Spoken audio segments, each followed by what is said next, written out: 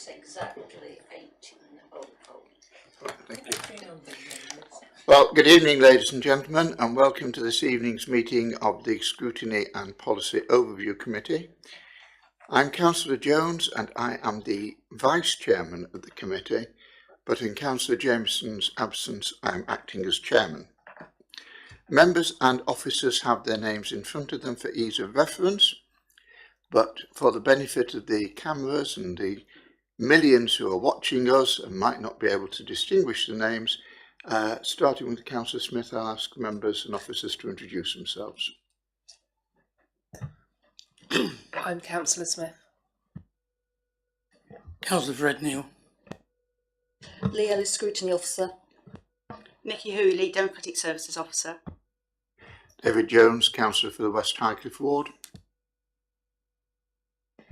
Lillian Broad, Democratic Services and Practice. Councillor Paul Hilliard.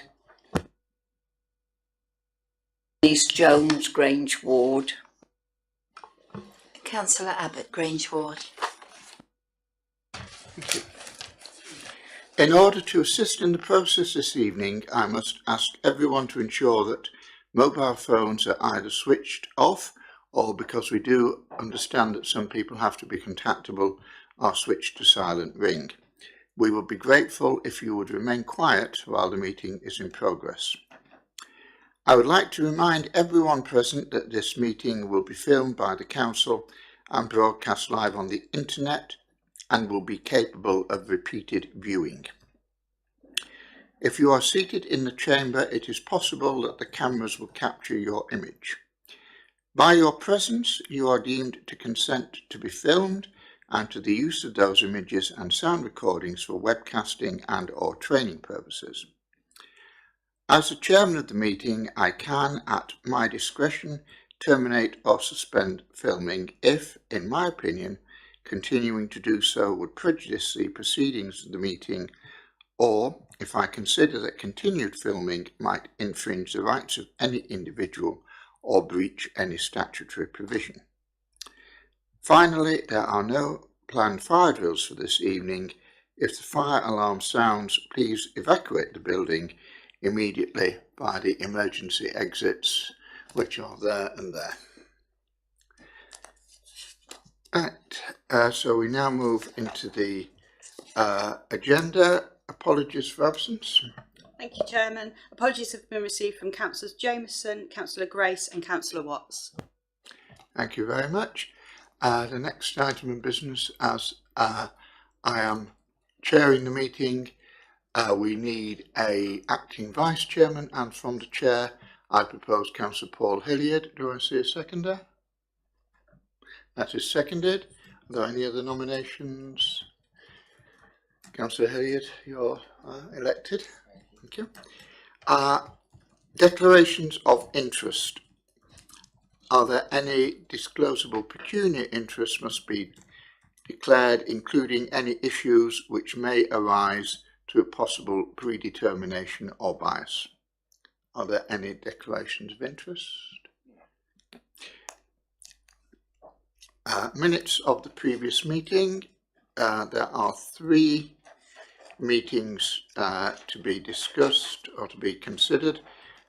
Those are the ordinary meeting held on the 14th of November and the special meetings on the 13th of December and the 9th of January. Are there any corrections of fact offered to the minutes? Councillor Smith. I can't vote on the final meeting as I wasn't present. Thank you.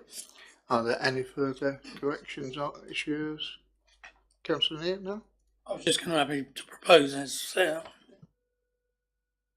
You're proposing all 3. Is that seconded? Yes, happy to second. Thank you.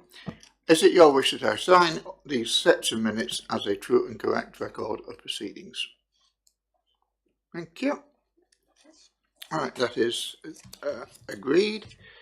So we now move on to the items 4, 5 and 6, which are on the supplementary papers, which were circulated on the 23rd of January or thereabouts. The revenue budget, the capital strategy and reserves. Mr. Povey. Thank you, Chairman. Good evening, members. Chairman, this report sets out for Scrutiny Committee's consideration the proposals for a balanced budget for next year. In terms of the background to setting next year's budget, there's quite a lot in section 3 of the report in terms of the local government finance settlement. In broad terms, the settlement was as we expected. We've signed up for a 4-year settlement, of which 2018-19 will be the 3rd year, and the government have largely honoured the numbers that they published at the beginning of that process. The only real changes are to do with the in-year tariffs that we pay, and they have just been slightly adjusted to negate for the effects of the National Business Rate Revaluation exercise. The main points of the settlement were no revenue support grant for Christchurch for next year, and a confirmation that provisionally in 2019-20 the council will have a tariff adjustment to pay of £375,000. Members will recall that's the main driving force in the budget gap identified in the medium-term financial strategy. There has been some update to the provisional settlement in terms of the in-year tariff adjustment. The government have basically just tinkered with the revaluation adjustment, and it will make a difference of we estimate of about £7,000 for next year's budget. So it's not significant in terms of what we see here. That will be confirmed when they announce the final settlement.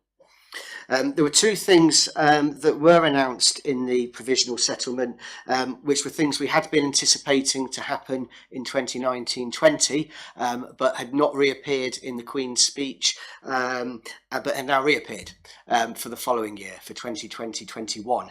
The first is the fair funding review. So the re-looking at the formula that divvies up local government funding according to need is expected to come into place for 2020-21 with a revised formula for funding. As we've said in the past, councils like Christchurch possibly unlikely to do well out of reviews of government funding of that type on account of the significant council tax base that the council's seen as having. The second thing that reappeared was changes to the business rate retention scheme. So members will recall there was a 100% business rate retention scheme talked about that was due to start in 2019-20. That has reappeared for the following year as a minimum 75% business rate retention scheme. What happened to the other 25%? There are 100% pilots going on, for next year. So we'll wait and see how the details of that pan out. But again, it will be funded from existing funding. The 75% minimum is for local government as a whole in the country, and in order to fund that, the government will roll into the scheme things like revenue support grant, so no new money.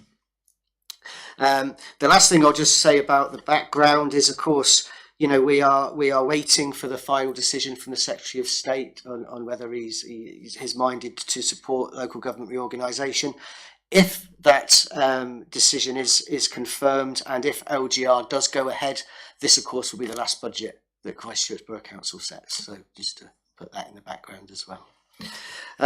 In section 4, the report deals with council tax, and an element of the settlement which did represent sort of an increase in funding, if you like, for the council is the council tax referendum principles.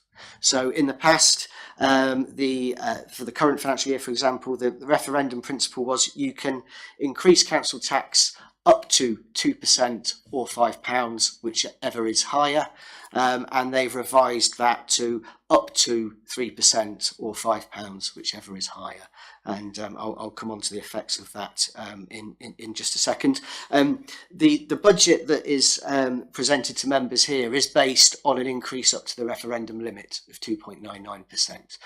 Obviously, council tax setting is a member decision that will be decided at full council, but in terms of the officer recommendation that's before you, it's part of the medium-term financial strategy that we've in the past made relatively small incremental increases in council tax up to the referendum limit, and that has certainly served the council well in terms of balancing the books and protecting services in an era of reducing government support. So that is continuing here.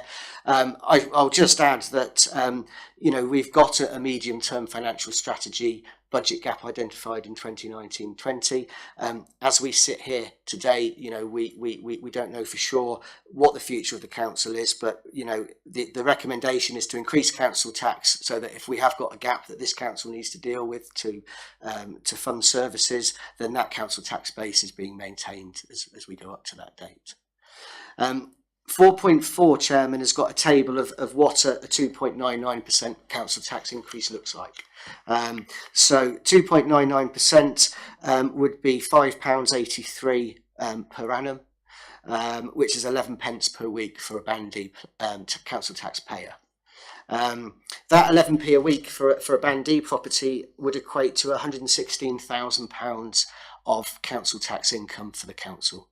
That would be in the council tax base then in perpetuity. So you'll see the effect of that in paragraph 4.4. The other main element that I'll just talk about is business rates that you'll see in section 5. There's good news on business rates. There has been significant growth in the rateable value of businesses in the borough since we did this exercise this time last year, namely in the airport and in some supermarkets not too far away from here, coming into the ratings list. Altogether, the gross rates payable by businesses have gone up by 1.9 million. Obviously a significant amount. In order for us to work out our budget, we have to deduct from that provisions for appeals, reliefs, and so on, and then our share is 40%, which is the beginning of the calculation in the table at paragraph 5.2. Members will have seen this calculation before. It goes through the various elements that we have to account for when working out the business rates, but you'll see at the bottom 2.03 million, just over £2 million is the net business rate budget that's been calculated for this council for next year, which is an increase compared to the current financial year of £420,000. So the effect of them extra businesses coming online, once you go through the entire calculation, is worth over 400,000 to this council, which is obviously again is good news. What we're proposing is, because of the increase in the base rateable value over and above what we had in the MTFS and compared to the previous year, we are proposing that we put that into a supplementary business rate provision, because business rate income is volatile. And where we've had the good news for next year in the budget setting, we've obviously had some substantial businesses coming online. There is the danger in the future that things go the wrong way, and that just gives us something in our armoury to deal with that financial risk. I should say as well that we've got the new rating list after the revaluation, the 2017 list as it's called, and as of yet we don't have any information in business rate appeals, businesses appealing against their new business rate bill. With the increase that you see of 1.9 million in gross rates, you might say, well, there is an increased risk there that we will get some appeals. So rather than put it all into the base budget and then potentially have to reduce it in the following year, we think it's more prudent to deal with it in the way we suggest. Part of the reason why we haven't seen any appeals yet is that the valuation office have changed the way that they deal with business rate appeals. They've got a new system in called check, challenge and appeal, which basically builds in some steps before a business can actually make the appeal. So we're still finding our way with that new process. So that's business rates. The other headlines, Chairman, are in section 6. In 6.2 you'll see the real headlines of the budget. We are allowing for the proposed pay award of 2%. We are dealing with the pension fund, both the ongoing obligation and also addressing this council's share of the pension fund deficit. Standstill Dorset Waste Partnership budget, again, which is good news.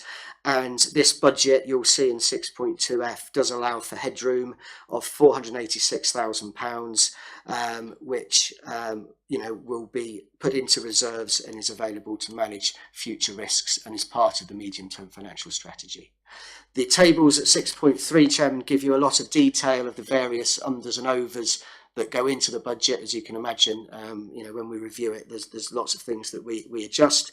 A lot of them are things that we've found in year as we've gone through the quarterly budget monitoring.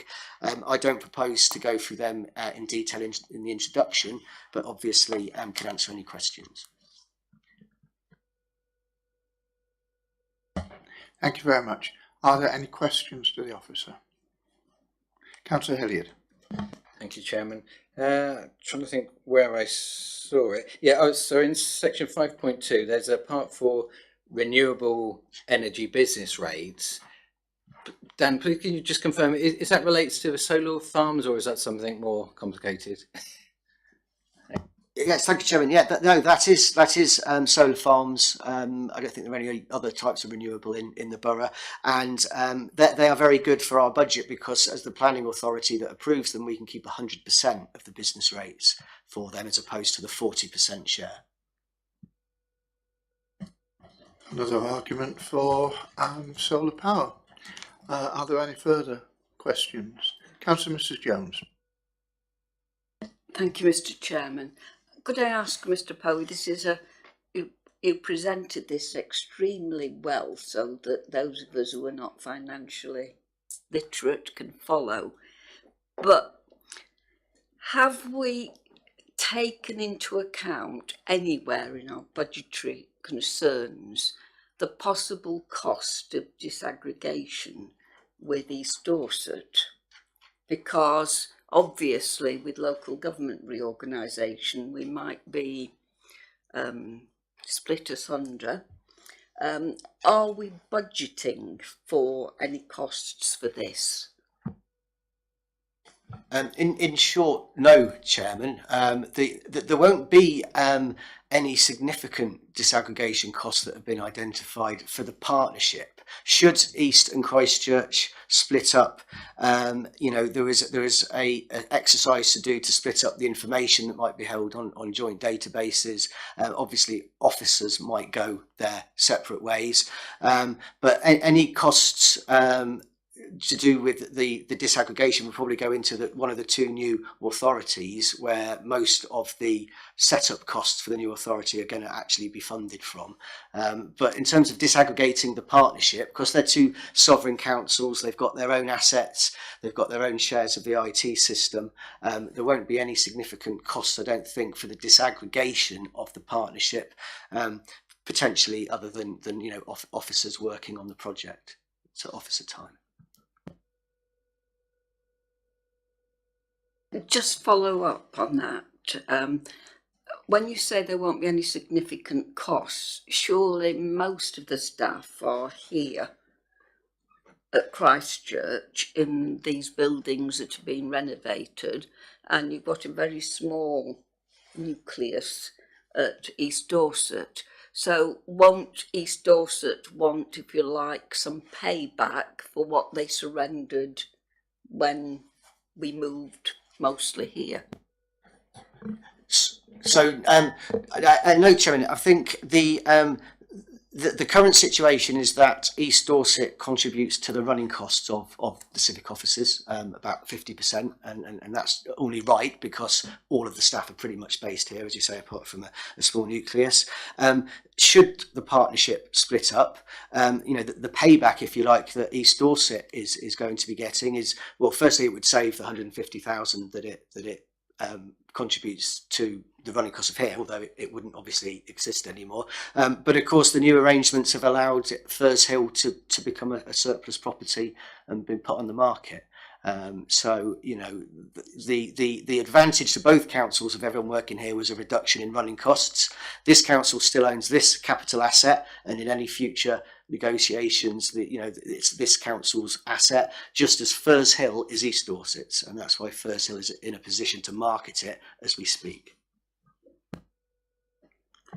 If I may follow up on that, and I'm a little concerned because I'm one of the few people I think who's actually read the original legal agreement setting up the partnership, and there were costs involved in the last part of it. It's saying if the partnership is dissolved, then such and such costs will be borne by. We must obviously be looking at things like redundancies, which will be taking place, and I assume that what you're saying is that the redundancies will take place after the 1st of April, and therefore they must be borne by the new authority. But we have been told that in the past, yes, there will be costs, but they've been budgeted for. And the figure of 25 million springs to mind from somewhere. So I'm a little concerned you're saying that there won't be any costs of disaggregation. Certainly we know from the county's side there will be costs of disaggregating the county's services and splitting them between the new shower authority, if God forbid this happens, and the Greater Bournemouth Council. There will be, obviously, there are services that are provided now. On the analogy of that, we provide a planning service to members to East Dorset and to Christchurch, and there are other services, environmental health, for example, and they're to arrange for services that were provided to, for the sake of arguments, residents in Ferndown, now to be provided from, instead of from Christchurch, to be provided for the sake of argument from Dorchester, and services that were provided from this authority to be split and provided now from Bournemouth. There must be some costs involved there. If only it's transitional costs in saying, well, look, this was provided here, so you're going to go there, you're going to go there. And I'm a little bit concerned. We have been asking this for some very considerable time, and we have been assured that, yes, there will be costs, and from time to time we've been assured that those costs may be met from, there may be assistance from change funds and such like. But I can't see that there would be no costs or minimal costs of disaggregation. So just picking up on a couple of points there, I think when you're talking about the original partnership agreement between Christchurch and East Dorset, and if one of the partners pulled out, there being a cost to bear, that would have assumed that both councils would have continued as a sovereign council. So if one council, for whatever reason, wanted to pull out of that partnership, it would have to reimburse the other council who was paying for perhaps half of a chief executive, half of a finance team, the difference in them costs. Of course, we're in a different position with the proposal with the local government reorganisation, where neither council would exist if it went ahead from the 1st of April, and the majority of the costs that in setting up that council, the costs which would be to a large extent redundancy costs, would be borne by the two new authorities. So I think that's one difference between the partnership agreement we've got with Christchurch and East and how the reality of the model that's on the table, where actually the two sovereign councils would cease to exist and where the costs would fall. In terms of the cost of getting us to the 1st of April, this council has got in the reserves report its contribution to the costs of the joint committee and the central project team running up to the 1st of April. They're not massive costs. Our share is fairly modest, but they are in the reserves report. I forget what they are, Liz. Do you have them? Thank you. There's 80,000 in the reserves report that we're coming to later on in the agenda to get us, for the joint committee. But in terms of the 2018-19 revenue budget, there will be no costs to the 18-19 revenue budget of disaggregating Christchurch and East Dorset. There may be some marginal costs that we deal with through reserves if they came out, but the vast majority of costs will come after the 1st of April, and they won't necessarily be for this council to bear.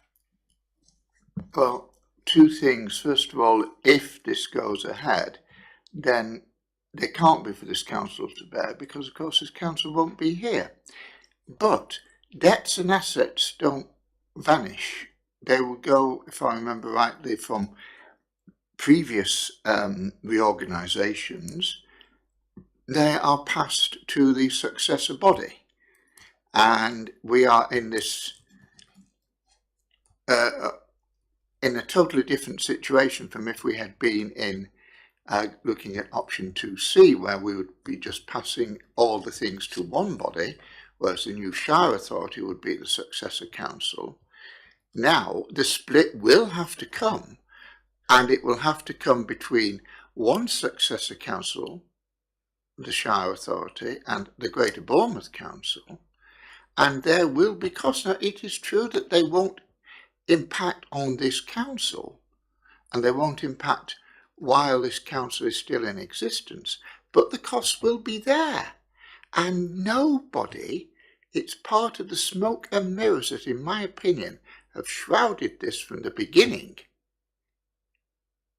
The costs must be borne from somewhere, of setting up new teams, of setting up things that were, it won't be the case that all the planners, again, if we were part of, if we were, say, for the sake of argument, Purbeck, all Purbeck's planning team will be employed for the time being by the new Shire Authority. Our planners, our team will have to be split. Some will go to, for all, as long as it takes Greater Bournemouth Council to issue their redundancy notices, they will be employed by Greater Bournemouth. Some will be employed by the Shire Authority. So is it not the case that this is a bit like some things that PFI has been accused of? You keep costs off the balance sheet. Okay, well, no, I mean, this council's got its own assets and they will transfer should local government or reorganisation go ahead to the urban authority. Staff are an asset. Some of them will go urban, some of them will go rural. There's no cost there. That's not a cost to the authority. That's just a splitting up of the authority's assets that shall be inherited by the successor council. I mean, this report deals with this council's budget for 2018-19. It doesn't deal with the new organisation's budget and how it's going to fund setting up new services. It is simply how are we going to run our council's finances for next year. And when we come on later on, the cost that we do think this council will have to fund towards local government reorganisation in terms of the joint committee and the central team, that budget is in the reserves report. It's there for 80,000, but it's not a cost that this council will incur, and it won't occur it next year, and it won't incur it in the revenue budget. And what we're talking about, I think, is a split up of assets. We're talking about a disaggregation of the partnership and assets going one way or the other. But there's not necessarily a cost to that. It's a divvying up exercise. It's splitting them up and they go the way they should go. There's not necessarily a cost at that point to divvying up what you've got. Apart from the fact that you probably say it's a minor point, that somebody's got to divvy up which member of staff goes where. And that will be a cost. Thank you very much. Are there any other questions? Because I would like to come back on one or two other points. Councillor Neil. Through you, Mr. Chairman, Dan, you mentioned this is just the 2018-19, but in the report where it goes on about the 19-20 and the adjustment of 375k that we'll have to pay back, does that transfer to the new authority, whoever they are, if it's not us? In essence, it will, but the whole calculation will be redone. So this is a result of the funding formula that the government have, and if councils were to cease to exist and new ones to come up, they would rerun that formula, and the tariff adjustment would be whatever it will be. So they will rerun the formula, but it will be based on the existing funding that there is in the local government system. So you'd see them aggregated. They might change a bit with the formula.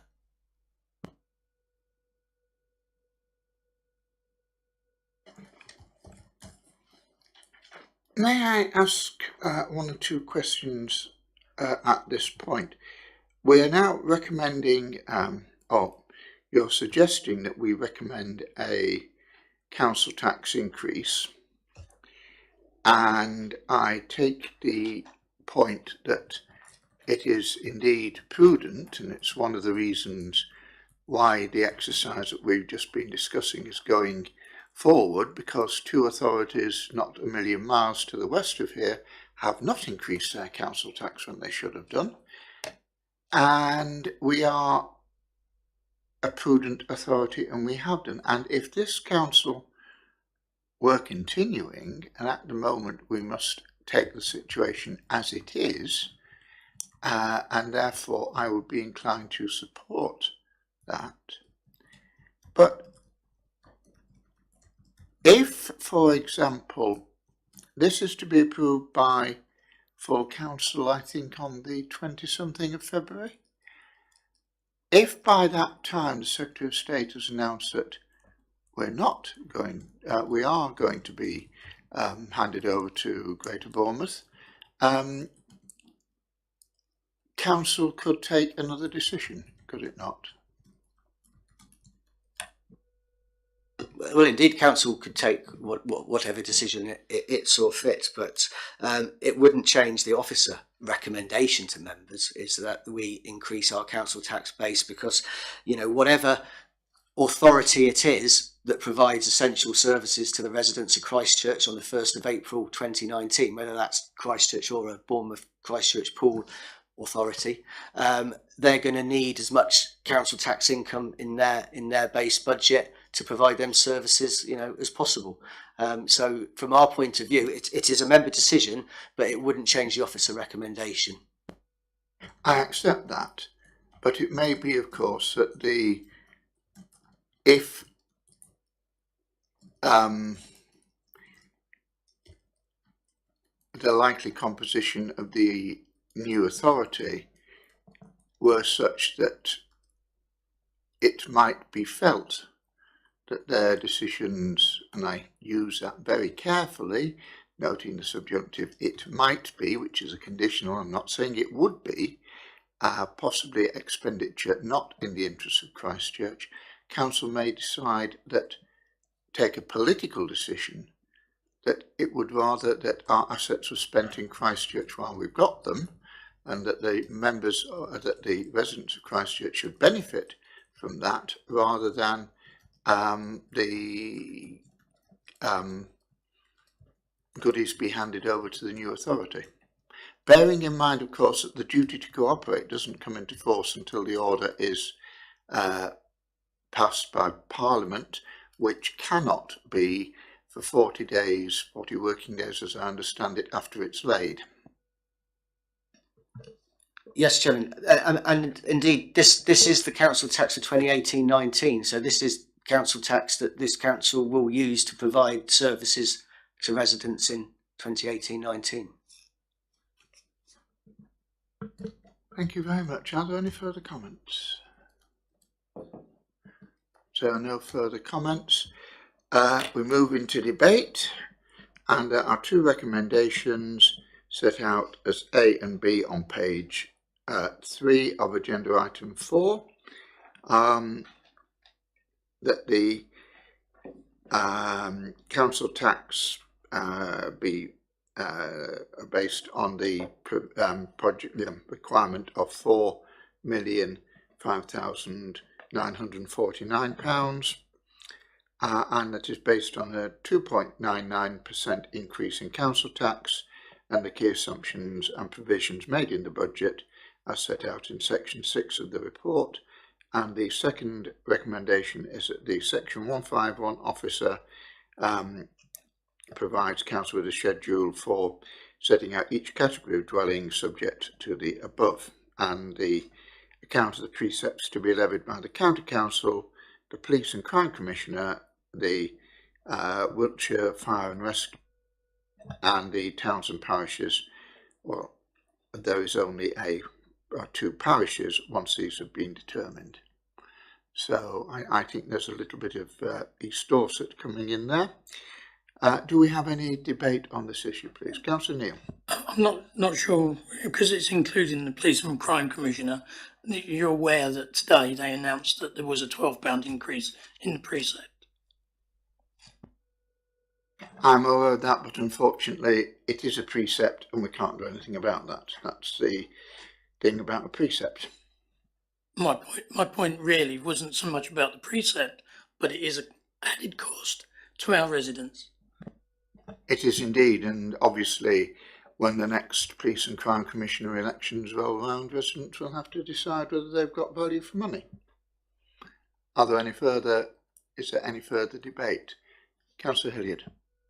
Thank you, Chairman. I'd just like to say, looking at the figures, the accountant team has done very well as far as possible to budget. Obviously, there's always unforeseen, which they've explained fully. So, yeah, I think the recommendation to increase to 2.99 or £5.83 is prudent going forward. So, happy to support that to pass on the comments to resources.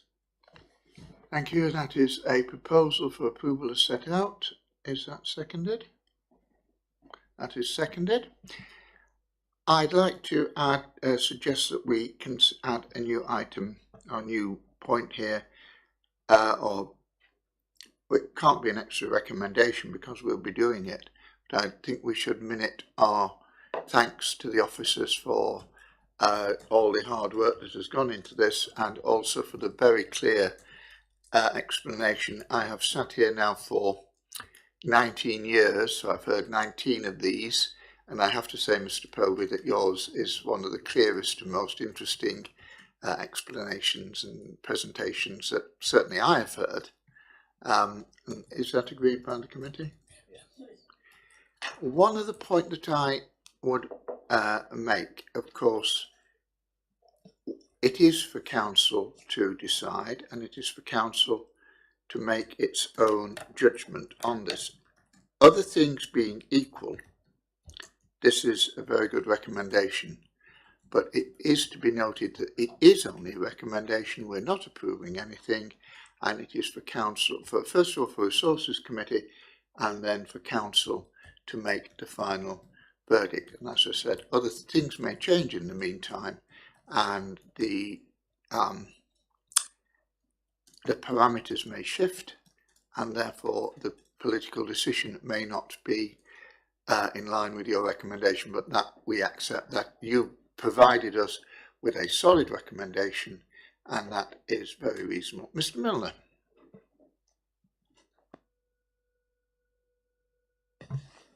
Thank you, Chairman. Whilst I appreciate what you've said, and as you quite rightly point out, it is the decision of the council to make the final decision. Clearly, as the Chief Finance Officer, I would request that if there are any other recommendations that are going to come to council, that I do have sight of those in good time to be able to advise the council if they come forward.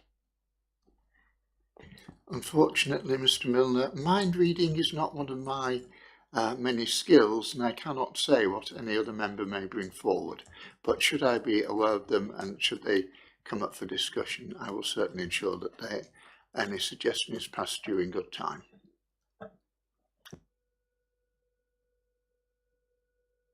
So that's that point done, and we now move to the next in the financial chunk that we have here, which is wandering around here somewhere.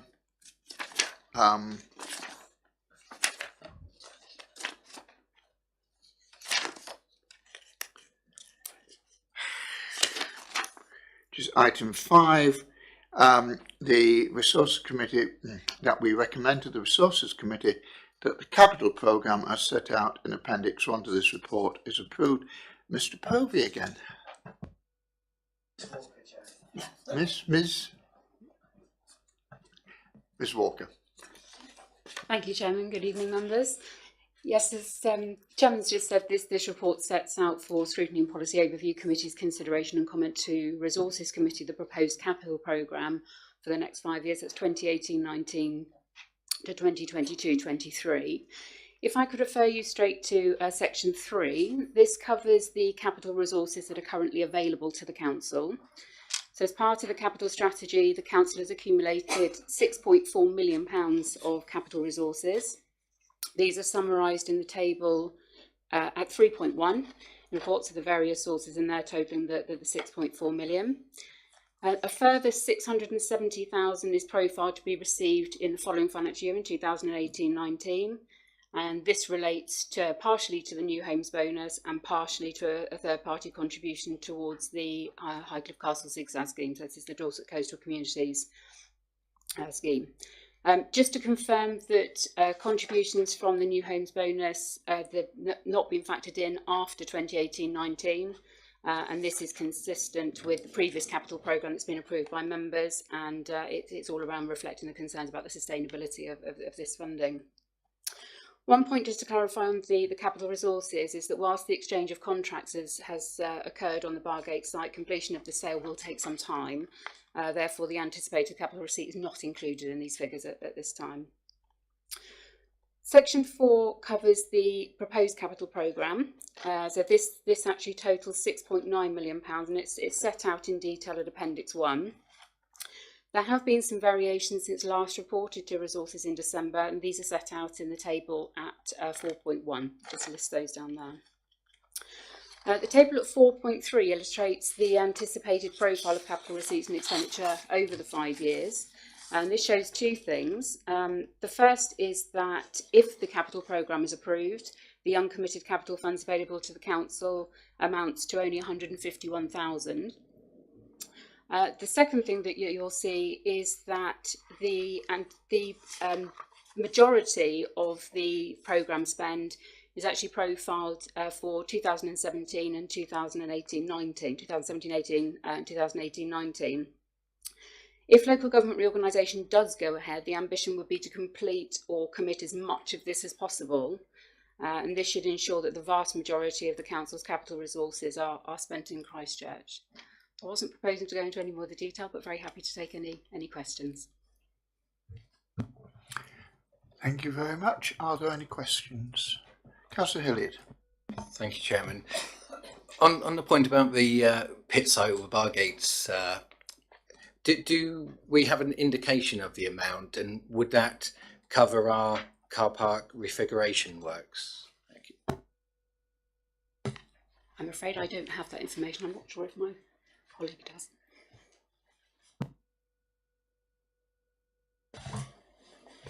Thank you, Chairman. I think we could discuss the actual amount in closed session, so I'm happy to do that. But I can say that it far exceeds the amount that was approved by this committee to reconfigure the car parks recently, which I think was 319. So it does exceed that significantly.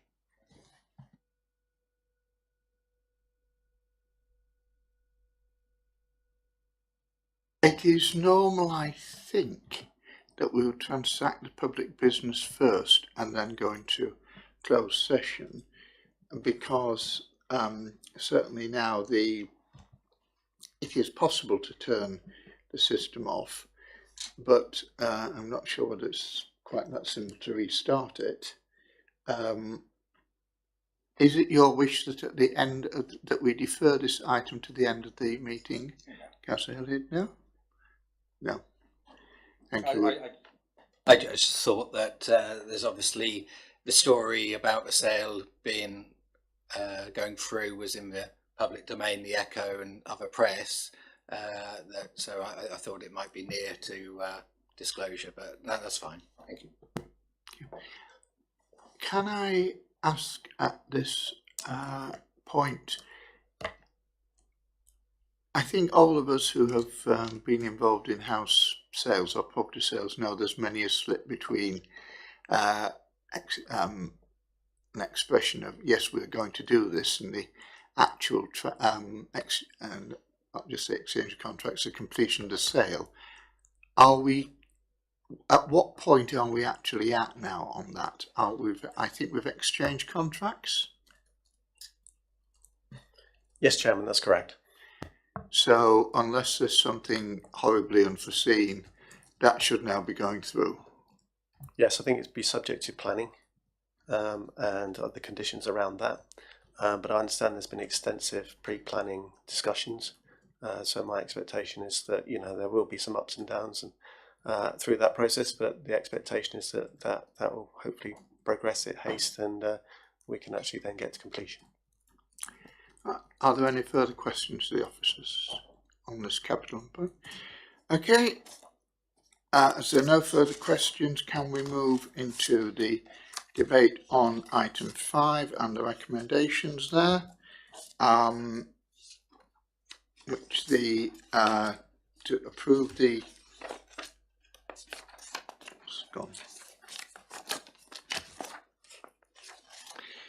there's just one item. Scrutiny and Policy Overview Committee recommends to Resources Committee that the capital programme as set out in Appendix 1 to this report is approved. Is there any debate? Councillor Hilliard? Thank you, Chairman. I would just like to say it's obviously pleasing to see that most of the expenditure is either fully or partially funded by grants or external funding, which obviously our teams have done very well to source. So that's encouraging. Yeah, happy to recommend it's taken to resources as set out. That's the proposal set out. That is seconded. All I will say is on this, I'm very pleased to hear that should the apocalypse come, then the officers intend to make sure that as much of the capital programme is completed so that our money is spent in Christchurch as possible. And again, I personally warmly support that and uphold that intention. We now move to the vote. All those in favour, please show. Any against? That is carried. So we now move to item 6, which is on page, it says transfer, trying to find where it's gone. 25, beg pardon, 23, that the allocation and level of reserves as detailed in Appendix 1 to this report is approved. Any questions to the office?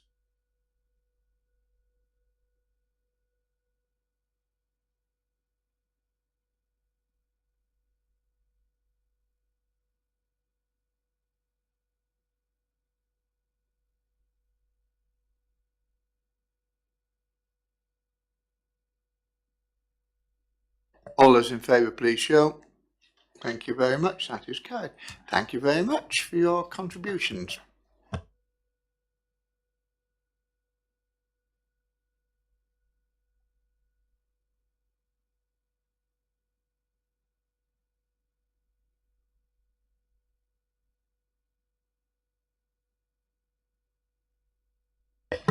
Thank you. Excuse me. Thank you, Chairman. Before members, they have the annual report, which has been compiled on the work from the 2016-2017 year of the Scrutiny and Policy Overview Committee. So it includes an overview of the work that's done and the outcomes from it.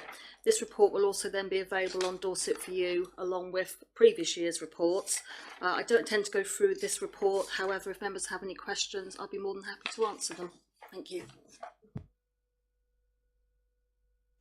Thank you very much for a very concise and efficient summary. Are there any questions to the officer?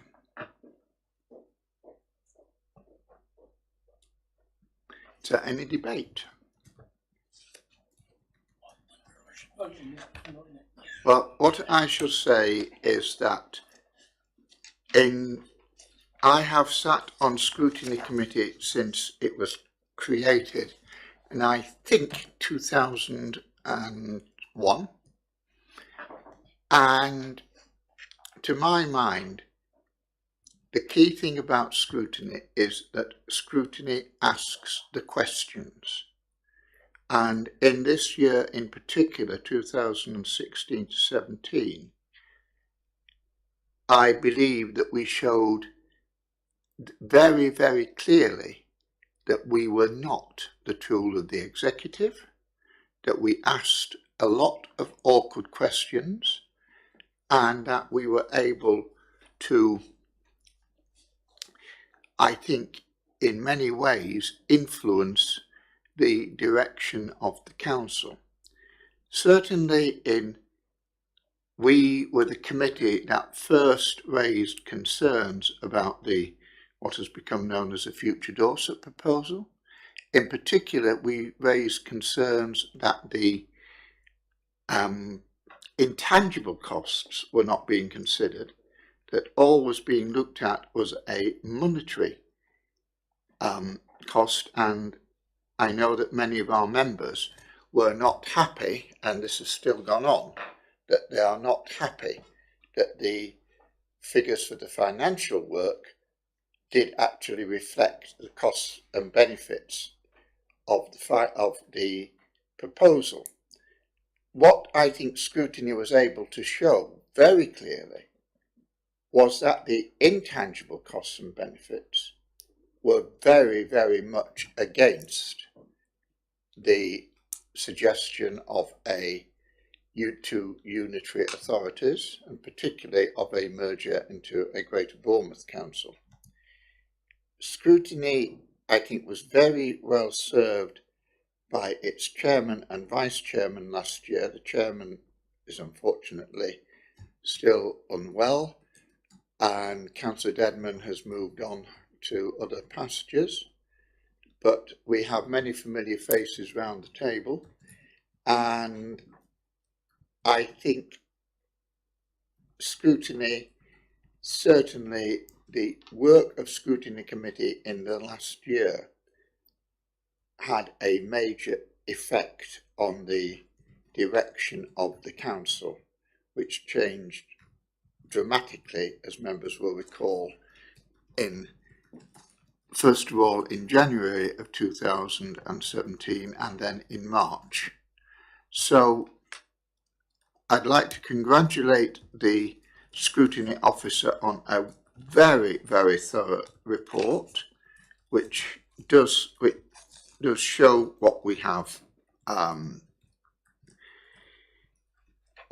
done, and the points of the beach huts, for example, is just one example, aside from the Future Dorset work, of how we have held the executive of the council to account. And this report, very well presented, very well written, and I am delighted to support it. I would like to add and ask for it to be minuted that the committee's appreciation of the work of Councillor Jameson and Councillor Mrs Dedman be particularly noted, because the committee owes a lot to its chairman, and Councillor Jameson was an extremely good chairman. And again, the fact the committee's members will recall that originally the executive intended that Councillor Jameson wouldn't be the chairman of this committee, and the committee, by choosing him, demonstrated its independence of the executive. And that is what Scrutiny is about. We are not a tool of the executive. We are critical friend, and sometimes we have to be more critical than friend. And I think we performed that role as a backbench member of Scrutiny last year. I think that role was performed very, very well indeed. So thank you, Miss Ellis, and we will note your contribution. Councillor Mrs Jones. Could I just say, Mr Chairman, that I would really like to congratulate the officer on a beautifully presented report, which shows its best when you see it on the iPad or tablet in colour, and it is quite stunning. I think it's the best one that I've seen in the years that I've been on Scrutiny, and it is very good, telling us the meetings, the total hours. I notice it doesn't say the total hours that we spend at home going through these reports, but it's a real flavour of the work that we have done. And if I could just say, Mr Chairman, we'll be coming on to the work programme, and the work programme of the year that we're looking at the report for started off as a very slight skeleton and developed into this mammoth workload, and I'm quite sure this will happen again with the work programme for the following year. But I do thank all the officers for a very professional piece of work. It's an absolute delight. Very much. Are there any further comments? Ms. Ellis, anything you want to do that? Just like to say that Alison Bartlett, who's one of the graphic designers, had big input into the design and how it looks on social media. So I'll give your congratulations back to Alison as well. Thank you.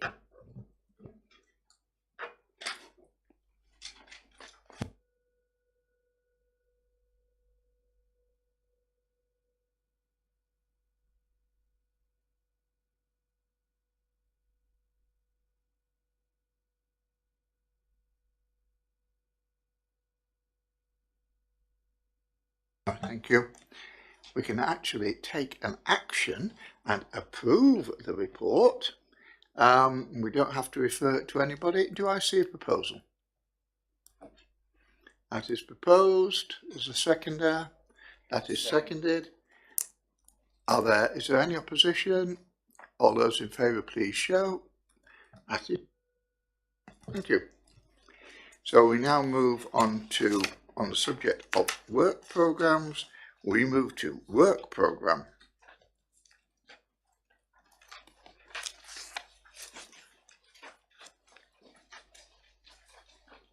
Ms. Ellis, again.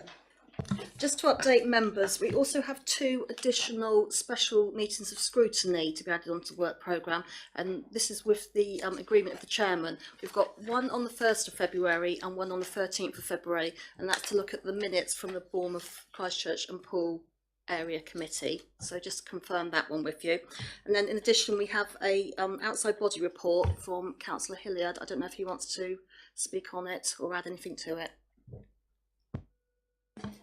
Thank you. So this was the Stour Valley and Poole Partnership joint scrutiny panel, which is probably every quarter. Or yeah. So this was a December meeting. It's as the first key decisions, similar to here. We're mainly noting them to pass on to the main comments onto the main partnership board. But yeah, very interesting committee. I know Councillor Abbott used to be on this, so yeah, it's self-explanatory, but any questions, feel free. Any questions to the Vice Chairman? No? Okay, thank you very much. Single member items, we have none. Press releases, and I would strongly suggest that we have and I notice we haven't got an amanuensis tapping away for some reason tonight. Can I suggest that we work on something relating to this report? It shouldn't just be buried. I think some people have very little idea what scrutiny does. And as I said, scrutiny asks the questions. These are a lot of the questions we asked, and we got some of the answers. So is our members agreeable to that? Yes. Right, thank you. Anything else that we think should go in? Right, ladies and gentlemen, that I think is that. We will be meeting again on Thursday. Have members had the minutes of the joint committee sent out? I believe they're online. They And are online. I would recommend people try and, at least if they don't download them, because it's about 45 pages with all the bits that are added, that they actually go online and have a look at them, because those are the questions we ought to be asking, not just about what's happened, but what's about to happen. Thank you. I can't actually.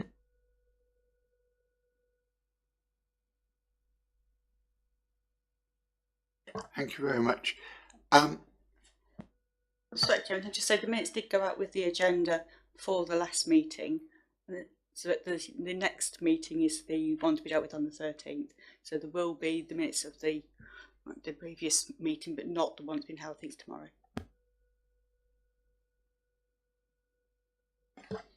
The minutes of the meeting that we are considering tomorrow have been circulated to members. If anybody hasn't got a copy, please, it is worth reading. I could make a number of comments on these meetings, but I'll save that till Thursday. But please, it would help if we are all familiar with what has happened. Okay, thank you very much. Particularly the ideas for the structural change order, which were by and large approved this morning. Okay, thank you very much. Is there anything else anybody wishes to mention? As there is not, thank you, and we'll see you on Thursday. Thank you very much.